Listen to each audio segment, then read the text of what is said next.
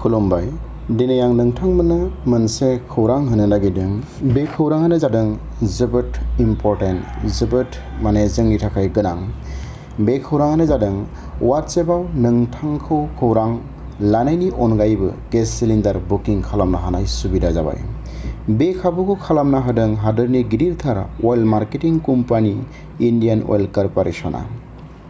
दानिफ्राय संग्रा गेसखौ बुकिं खालामनो हासिगोन नोंथाङा WhatsAppनि गेजेरजों। इन्डियान अइल कर्परेसना इन्डियान सिलिन्डार बुकिं खालामनो थाखाय WhatsApp नाम्बारबो होनाय जादों। बे WhatsApp नाम्बारानो जादों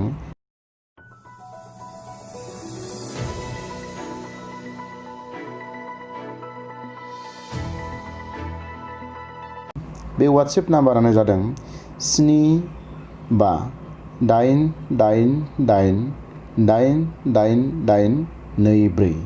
बे नाम्बाराव नोंथाङा नोंथांनि गेसखौ बुकिं खालामनो हागोन।